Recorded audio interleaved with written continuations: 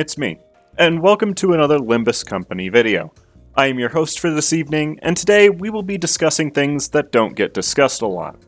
So for those of us who have been playing Limbus Company for a long time, we know that most new IDs or EGO feature one or more of the 7 major status effects: Burn, Bleed, Tremor, the one I dislike, Sinking, Poise, and Charge.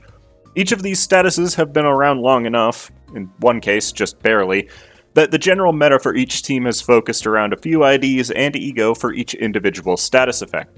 Bleed has its manager Dons, its Ringy Sangs, Tremor has its Cavernous Wailings and its Yuradivi Honglus, etc.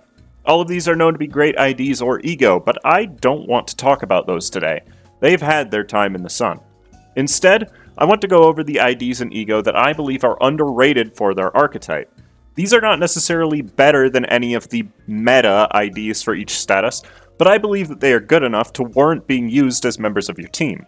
Maybe this is because you're missing some other team member for it, or just because you want to change of pace from the regular team.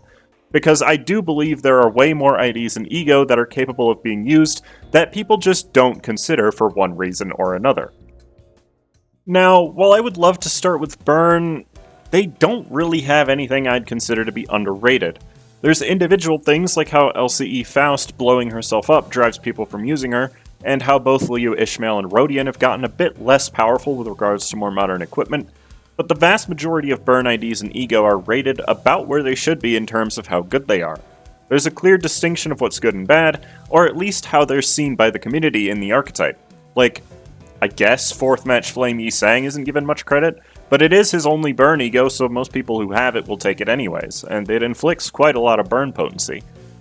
Well, actually, there's one EGO that I would consider underrated for burn, and that's Ishmael's Kepote. It is a very cheap EGO that also gives all allies a 10% boost to their Wrath skills for a next turn. Additionally, since it's so cheap, the Corrosion is actually usable, and being able to hit twice as many targets while also giving 1 Wrath Fragility to everyone is way better for damage. The passive also helps Liu Ishmael to deal a lot more damage to low HP enemies. The Tremor part of the Corrosion really doesn't factor in at all, however. So since I don't have anything to talk about in Burn specifically, let's talk about underrated IDs and EGO that don't fit into a definite archetype. There are very few of these nowadays, and I'm going to refer to them as the non-compliant EGO and IDs, since that is how a lot of people view them. They kinda get brushed under the rug for not fitting into a definite team a lot of the time, but they don't necessarily deserve it. For example, Saint Don Quixote. No, the other one. She's one of the fastest IDs available in the game due to 5/6 of her skills giving haste, deals really decent damage despite the low coin number, clash is really high, and fuels a lot of Don's EGO incredibly well. Any team that really needs to generate Lust or Gloom resources will find her to be incredibly helpful. The middle IDs for Don Quixote and Merceau additionally provide a lot of rare Sin affinities for teams that wouldn't otherwise have them. They work great as substitutes for your charge or burn teams, and are tanky enough to actually utilize their insane counters. They do technically inflict bleed, but it isn't enough for me to comfortably call them bleed IDs. They're more of a resonance ID, if anything. Similarly, RB Chef de Cuisine Ryoshu and Ting Tang Gang Gang leader Hong Lu are both IDs who technically inflict bleed, but don't do enough to support their archetype. Both of these IDs, Ting Tang especially, have the most naturally consistent skill 2s in the game, rolling 18 unconditionally on both. I Can Cook Anything and Shank are both skills that do ridiculous amounts of damage as well, making them really great damage dealers. The main reason they get used today is for their support passives, both of which are very strong, but I would say that the argument is there to use them in an active team as well. In a similar vein, we also have 7 Association Ryoshu, who doesn't really contribute to Rupture teams. However, Swash is a skill that inflicts more fragility than any other skill in the entire game. If you ever want to run a team full of slash units, she's an ID that should not be overlooked. And lastly for the IDs, while Spy Gregor is not necessarily the strongest ID in the world, he is really tanky and absurdly fast, and spamming Legerdemain and Lantern has never not been a viable strategy for content. I had planned a scrapped video where I did all of Refraction Railway 4 using only 3 Sin affinities, and Spy Gregor ended up being my MVP because of how easy it became to spam Legerdemain. Now, you can't really fulfill his conditionals without being in a full team of Spy IDs, but having a 4-coin skill 2 makes his damage really solid overall. Now moving on to Ego, we have a few to talk about as well. Firstly, Yisang's Wishing Cairn is one that pretty much everyone equips but almost nobody actually uses. Its passive is incredibly good, permanently reducing the blunt and sloth damage Yisang takes by 30%, but I feel like being able to inflict 3 paralyze to up to 3 enemies is something that is worth talking about. While it is same turn, there are a number of fast Yisang IDs who can consistently do this. Otis actually has 2 Ego that I feel fall into this category. The one that definitely gets more use is Holiday, which is a great SP heal for your party while also being able to inflict a good amount of fragility for specific sin affinities. It is a bit expensive, but so are most good Christmas gifts. I used this Ego a lot in a burn team before Magic Bullet was released, since it can contribute to Wrath Resonance and also can technically inflict burn, but that bit definitely isn't its selling point. She also has Yasunyata Tedrupam, which has the unique trait of refunding its entire SP cost and then some after use. If used by a fast enough ID, it also gives some free attack power up to her allies and inflicts Lust Fragility, and the corrosion is cheap enough to inflict actual fragile too. I honestly think that this Ego being voted the worst of the launch Ego in the dispenser was completely unjustified, especially since there was no real content at that point in the game to use it on. Gregor also has 2 Ego that fit into this category. Garden of Thorns is dismissed for being the most expensive Ego in the game, and I think that's a fair complaint. However, it applies so many additional effects with proper resonance that it's an insanely potent tool in bleed teams. It's also the single best HP heal available in the game, out-healing Fluid Sac by around 100 HP total, just not healing any SP to compensate. Then we have Christmas Nightmare, an Ego that does very heavy damage while also bursting Tremor and inflicting some sinking. It has conditionals to deal more damage, inflicts a good variety of debuffs including fragility if the target is in low morale or staggered, and refunds 3/4 of its SP cost and gives attack power up if used at full HP. It's definitely extremely underrated as an Ego, even when compared to its sister Ego on Ishmael. Lastly for Ego, we have Screw Loose Wallop Merceau, a skill that is frequently and unfairly maligned for things that it doesn't actually do. Let me address this Ego's passive. Everyone thinks this Ego is better at Threadspin level 1 because the passive gets constantly misinterpreted. Let me explain. Not only do you have to actively use the Ego when below 25% for it to start its turn timer, but you also have to have used the Ego once prior already, since the passive doesn't turn on until the turn after the Ego is used for the first time. It really stinks that an Ego that's this good at clashing and inflicting paralyze and gaining protection is overlooked for things it doesn't even do, and definitely not because it fights for a slot with regret.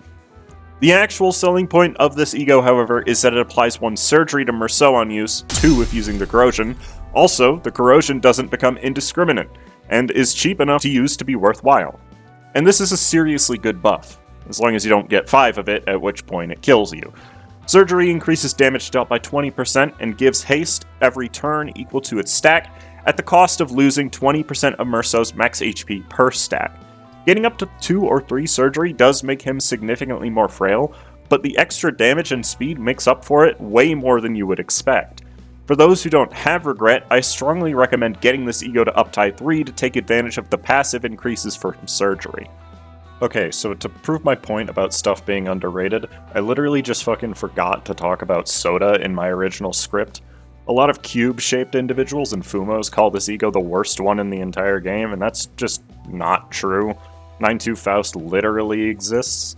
Anyway, the advent of chain battles has made his passive a really solid, persistent way to gain SP, since it only resets on wave end, and the healing it provides, while inconsistent, is not that much worse than most other healing Ego, even if it does heal based on a flat value rather than a percentage. So while it is maybe a bit costly for what it does, it's still a lot better than people give it credit for, and it's definitely better than having no healing Ego at all. And that's about it for the non-compliant IDs and EGO. Now that those are out of the way, let's move on to Bleed stuff. Bleed is definitely the archetype with the strongest selection of IDs and EGO, but that doesn't mean they don't have their underrated options. Firstly, and I can't believe I have to say this, people underrate Barber of La Mancha Land Otis for some reason.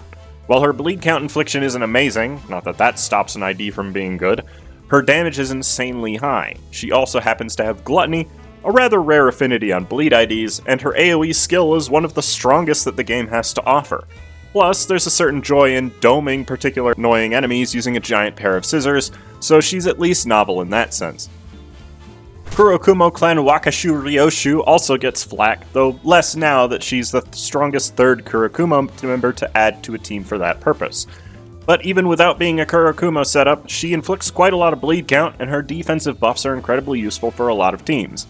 And she even has Gluttony, which a lot of bleed teams still tend to lack. And speaking of the Kurokumo, Captain Gregor is dismissed a lot for his bad infliction. However, if your team can sustain its bleed already, the debuffs that he inflicts are insanely strong for any team if you can find the time to inflict them. Attack power down, offense level down, and especially plus coin drop are all great debuffs to aid in being able to clash better or make some strong enemy attacks less scary. And lastly, the only Walpurgis Nacht ID that seems to be underrated, we have Hook Office Honglu, and to be honest, I think this is just because we've gotten an abundance of bleed IDs since. He inflicts a really nice amount of bleed count, moves really fast thanks to the same skill, and even has an analog for I Can Cook Anything in Rampage, a skill that is way stronger than it looks. Plus, he has a great assortment of sin affinities, and his only lacking trait is not having many good ego for a bleed setup. Pretty much every bleed ego is worthwhile on the team, and as long as Rhino Gregor is actually on your radar, I've covered pretty much everything there is for bleed. So now let's move on to Tremor. Tremor started off as one of the weaker archetypes and has since evolved into one with a lot of very strong characteristics. Most people see Tremor nowadays as an archetype to facilitate dehydrated piss, Tremor reverb for a bunch of sloth damage, but let's not also forget that Tremor is the most capable of inflicting raw damage increasing effects as well. And so we have Ophi Heathcliff, an ID that was revolutionary for introducing Tremor Decay, an effect that at maximum is about 4 fragile, but very quickly fell out of fashion. His biggest weakness is not having a sloth skill, and not really having a reliable way to burst Tremor. Both of these problems are solved by the existence of his asymmetrical inertia ego. Not only does it burst Tremor a lot, but it passively allows you to inflict 1 fragile to each enemy every turn, an effect that can be applied by any member of the team once the ego has been used, but it contributes to Sloth Resonance, is Heathcliff's best ego for damage, and can even increase Heathcliff's speed and Tremor infliction through Tremor Clockwinding. Uradivi Ryoshu is an ID that pretty much always ends up on the bench since she increases Tremor count gain on your units. However, let's not forget how good she is as an ID herself. None of her skills are impressive on their own, but her passive allowing her to use her skill 1 at a recently staggered enemy for free damage as well as a free sin resource is surprisingly strong. Plus, if that enemy has reverb, it also triggers Tremor Burst when used through her passive.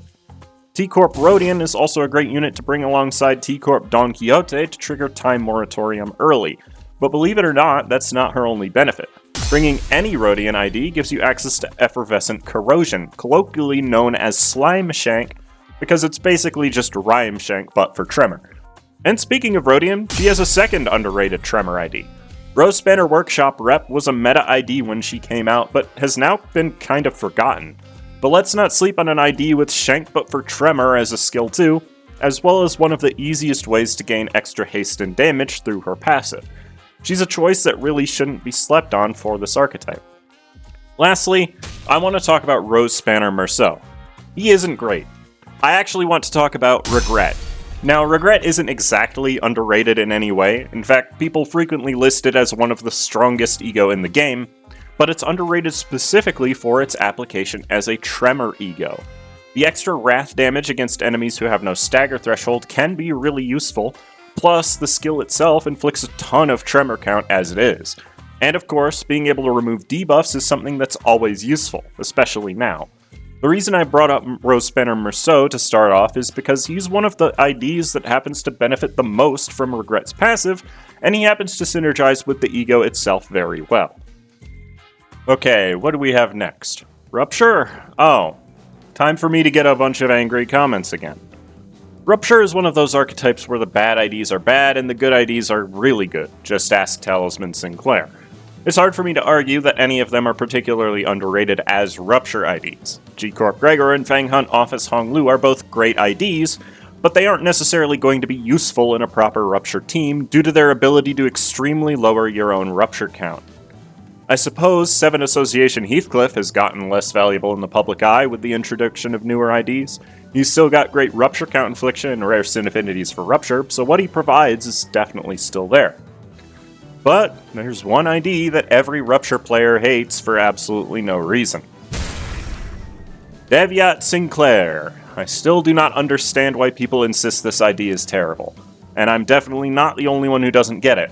I asked my community a little while ago what they thought were underrated IDs in Limbus, and the one I received the most comments for by far was Devyat Sinclair, so let's go over him again.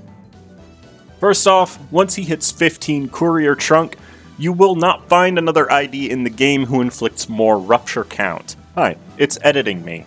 While it was true at the time I recorded my voiceover that no other ID inflicted as much Rupture count as Devyat Sinclair, the newly added Heisho Pak Mao branch IDs do, in fact, outdo his Rupture count infliction, and also don't have any major downside for hitting an enemy that has Rupture. My opinion that this ID is underrated has not changed, just run him with them, but I figure it is important for my analysis of this ID to be honest whenever possible. His blunt damage is insanely high, rivaling that of even N-Corp Sinclair once he gets going, and he's definitely more consistent than N-Corp. He's one of the fastest Sinclair IDs, I think only being beaten by Sync and not all the time, and while his conditionals on skill 3 are slightly worse than that of his sister ID, Devyat Rodian, his overall consistency is one of the best out of most IDs. So why do people dislike him? Well, unlike his sister ID, his bonus for reaching 15 Rupture with 3 count on a target isn't to not consume enemy Rupture count. Instead, he inflicts defense level down instead of Rupture on his skills, which, yes, it goes against what Rupture wants. And his skill 3 gets 4 coin power specifically on its last coin. Look, when your competition is the single strongest piece of support that any archetype has ever and will ever receive, it's tricky to justify bringing him over having Talisman on the bench. That being said, the amount of raw damage that he does more than Talisman is something that I'm fairly certain will make him worth it. And hey, you can always have him retreat after inflicting a ton of Rupture count, and allow his support passive to help your party by inflicting defense level down. But the point is that this is an ID that is way more powerful than people give him credit for, and dismissing him entirely is something I would consider a mistake. So now we get to talk about blue Rupture, sinking. Once again, there's not a lot of underrated stuff in the sinking archetype. Pretty much everything good is seen as good, and what's bad is seen as really bad. I wouldn't say sinking ego is underrated as it's all really good, however, there are a couple of IDs to talk about. Diechi Merceau was pretty much dismissed entirely by everyone, including myself, at his release. That being said, I think in retrospect that dismissal was a bit unfair. In fact, he's actually the reason I wanted to make this video in the first place. Diechi Merceau is the strongest discard support we have ever received since he can give his discard allies Erudition, a status that gives shield when a unit discards a skill, while also boosting the clash power of Diechi units by 1. Diechi units tend to have a lot of coins but clash kinda low, so that extra clash power is nice. Discard is one of the strongest gimmicks in the game, allowing an ID to pitch its weaker skills in order to be able to get to their stronger ones much more often. Merceau is interesting because the only skill that doesn't discard is his skill 3, which needs to not be able to, since it's the only way to get to 3 insight is to discard it, which is a lie because it increases your insight by spending your erudition on use. It's also the skill that reveals why he was undervalued. The sinking infliction is random between potency and count. RNG is annoying, especially on a skill that hits as hard as this one.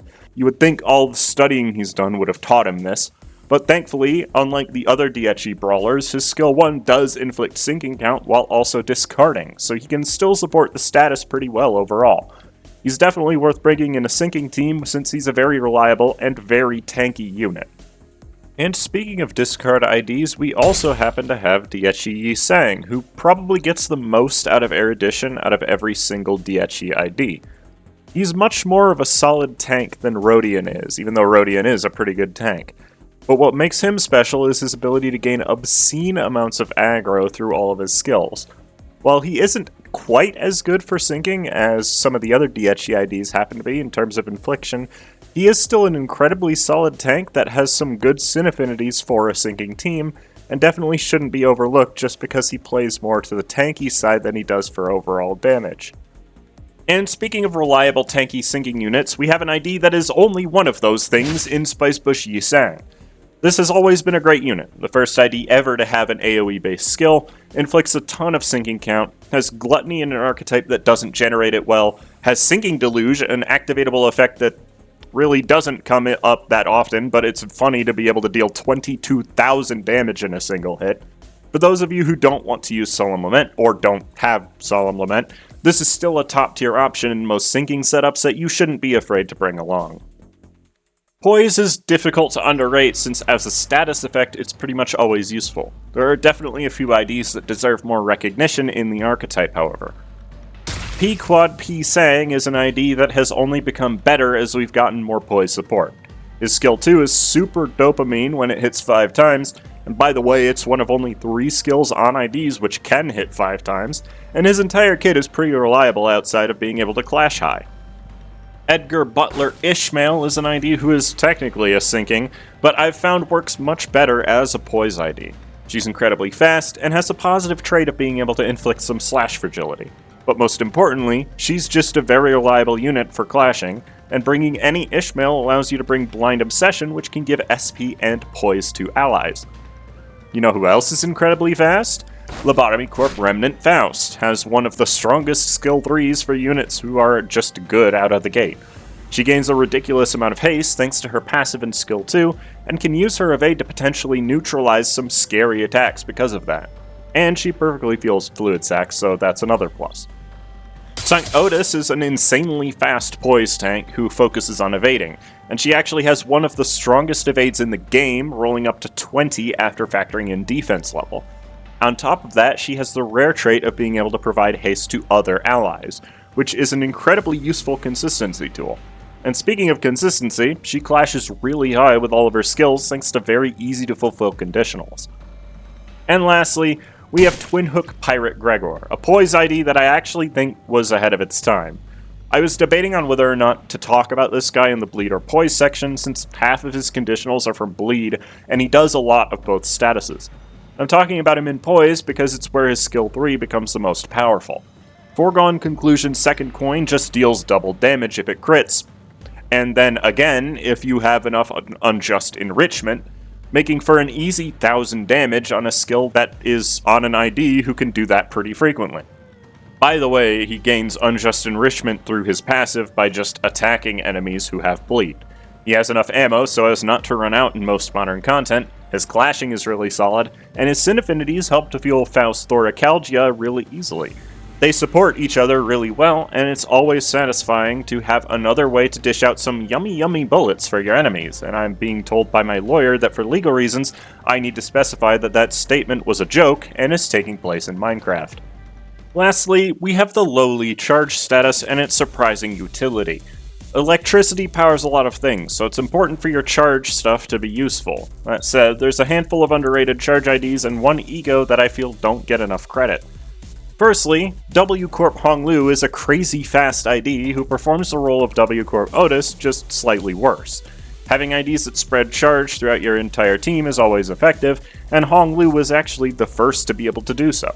While his damage isn't fantastic, he does come with the sin affinities to fuel his own Dimension Shredder, which is a pretty nice ego overall. Plus, Wrath skills are not common in W Corp specifically, so a team of all of them really wants him to be on it. And speaking of double aught IDs, W Corp Faust just happens to be insanely slow, tanky, but lacking aggro, so you'd think she's not super useful in charge. She's not perfect, even I would argue the speed range of 2 to 4 is pretty terrible, but the debuffs that she inflicts are actually crazy powerful. Inflicting 4 bind guaranteed with her skill 2, or inflicting both 2 attack power down and 3 paralyze for a pretty small amount of charge count on her skill 3, while also applying a small amount of charge count to an ally after using a skill, and she ends up being a rather reliable support unit for inflicting debuffs in a charge team. While we're talking about W Corp, let's also not forget to mention Merceau. His incredibly high speed, combined with an ability to inflict either 2 slash fragility or 2 fragiles worth of defense level down, makes him a pretty useful unit for increasing the damage of your other W Corp units. All of their strongest skills are Slash after all. Plus, you can bring him with Electric Screaming in order to provide great team-wide charge gain. And finally, we have reached our last entry. It's Ryoshu's Blind Obsession. The skill is pretty unimpressive when you look at it, and it's probably more of a Poise ego overall due to its passive, but I specifically think its charge aspect is the underrated part. 6 charge count with a 20% possibility to gain another 6 from a crit is very solid. To top it off, it also is really easy to fuel in a charge team, and you can always use Thoracalgia to make the Poise part accessible by your charge IDs. Yeah, so that's quite a lot of stuff that I believe is underrated. So what exactly was the point of this video? Well, one thing I want to do is clue in new players that there are a lot of really useful IDs in every archetype. Most veteran players of Limbus Company, myself included, when asked what the best X team is, we tend to give pretty cookie-cutter answers as certain IDs do tend to be pretty universal. That said, there's a whole lot of IDs that don't ever get brought up despite being just as useful as others in those same teams. And also, I think it's really cool to just have some variety in your team building. As someone who likes burn teams the most, which in hindsight is why I probably didn't find anything underrated for them, it's fun to play a team that intentionally sacrifices a team member partway through a long fight. This game has so many fun interactions in it, and limiting yourself to just the absolute best of IDs when most teams can clear this game's hardest content is just a bit boring at the end of the day. But that's about all I have to say on this matter. I know it isn't as in-depth as my normal overviews, but I hope you found this video entertaining or useful in some way anyways. I'll put a few of these IDs in my company to borrow for a little while in case you don't have one of them and want to try them before you want to buy them. Like, comment, and subscribe. Comment below if you want to talk about anything else underrated. Have a good rest of your day, everybody.